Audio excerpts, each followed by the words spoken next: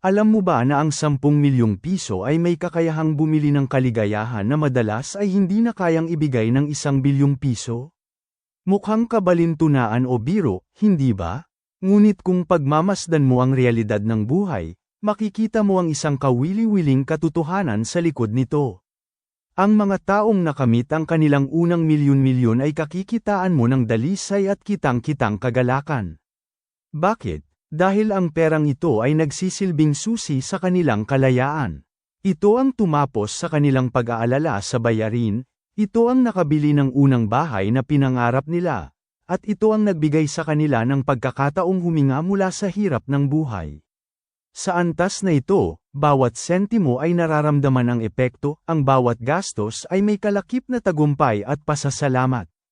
Sa kabilang banda, pagmasdan mo ang mga taong nasa bilyon na ang yaman. Madalas, parang wala ng espesyal na ningning sa kanilang mga mata. Ang bilyon ay hindi na nagdadala ng dagdag na saya, sa halip, ito ay nagiging isang malaking responsibilidad. Kapag sobra-sobra na ang pera, nawawala na ang thrill o ang tamis ng pagkamit sa isang bagay. Ang lahat ay nabibili na, kaya wala nang pinapangarap. Ang simpleng kape sa umaga na nagpapasaya sa isang milyonaryo ay ordinaryong tubig na lamang para sa isang bilyonaryo. Ang 10 milyon ay kayang bumili ng ginhawa, ngunit ang 1 bilyon ay madalas na nagdadala ng pagkabahala. Sa huli, pinapatunayan nito na ang tunay na kaligayahan ay wala sa dami ng zero sa iyong bank account, kundi sa laki ng ginhawang na ibibigay nito sa iyong buhay at sa kakayahan mong pahalagahan ang bawat tagumpay, maliit man o malaki. Sinasabing hindi mabibilili ng pera ang kaligayahan, ngunit sa totoong buhay, mahirap maging masaya kung kumakulam ang sikmura. Ang pera ay nagsisilbing pundasyon ng ating seguridad. Kapag may sapat tayong pananalapi, nawawala ang bigat ng pag-aalala kung saan kukuha ng susunod na kakainin o pambayad sa upa. Ang unang hakbang tungo sa kaligayahan ay ang pagkakaroon ng kapayapaan ng isip na dulot ng matatag na pinansyal na katayuan. Ang pagkakaroon ng iyong unang milyong piso ay itinuturing na isang malaking milestone dahil ito ang nagbibigay ng kalayaan mula sa survival mode. Sa puntong ito, ang bawat sentimo ay may direktang epekto sa kalidad ng iyong buhay. Nakakabili ka ng masustansyang pagkain, nakatira sa mas ligtas na komunidad, at nakakakuha ng dekalidad na serbisyong medikal. Dito, ang pera ay tunay na pwedeng itumbas sa kaligayahan dahil tinatapos nito ang paghihirap na dulot ng kakulangan.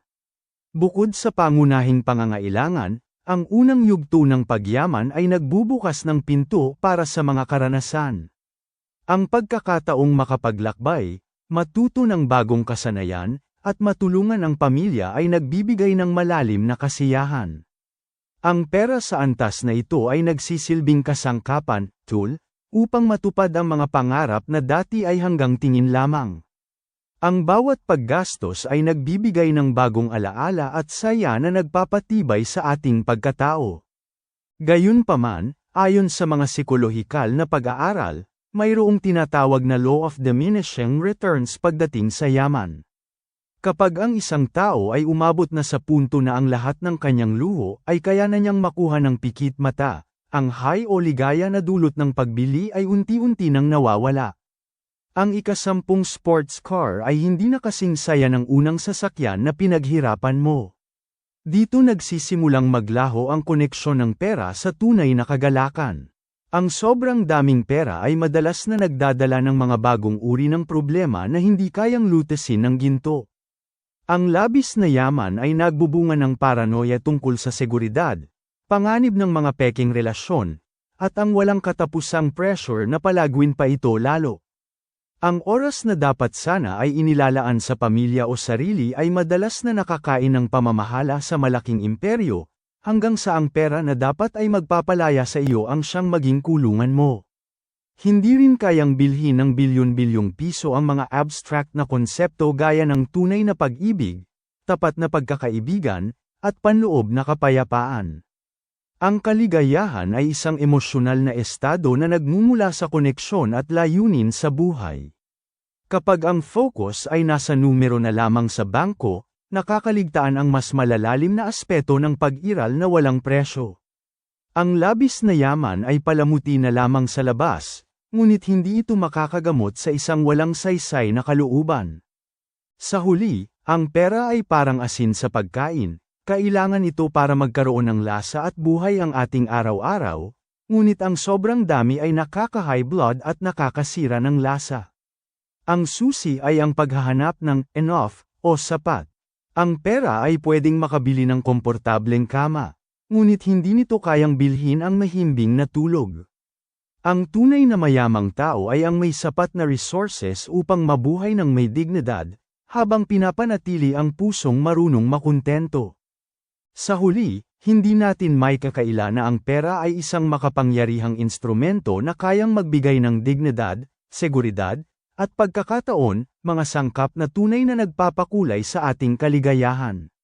Ngunit dapat nating tandaan na ang pera ay parang apoy, mainam itong pampainit sa sapat na dami, ngunit nakakaubos at nakakapaso kapag ito ay naging labis na.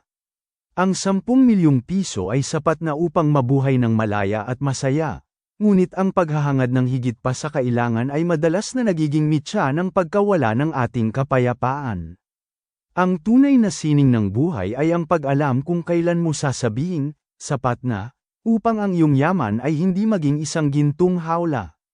Ang tunay na sukatan ng isang matagumpay na buhay ay wala sa rami ng pag-aari na hindi mo na kayang ubusin, kundi sa lalim ng mga alaalang nabuo mo habang ginagamit ang iyong kinita. Huwag nating hayaan na sa paghahanap natin ng bilyon ay mawala ang kakayahan nating ngumiti sa mga simpleng tagumpay na hatid ng ating unang milyon. Sa pagtatapos ng araw, ang pinakamayamang tao ay hindi ang may pinakamaraming pera sa bangko, kundi ang taong may sapat na yaman upang tustusan ang kanyang mga pangangailangan habang may sapat na oras at puso para sa mga bagay na hindi kailanman mabibili ng kahit anong halaga. Ikaw, ano ang iyong saloobin sa katatapos lang na pinag-usapan natin?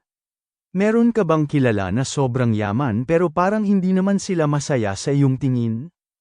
Pwede mong e-comment sa ibaba ang iyong saloobin para lalo pa natin mapalawak ang usapin na ito.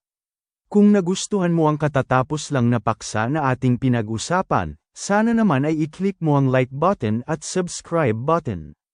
Marami pa akong video sa aking channel na sigurado akong magugustuhan mo sapagkat ang lahat ng ito ay tungkol sa ating buhay na praktikal.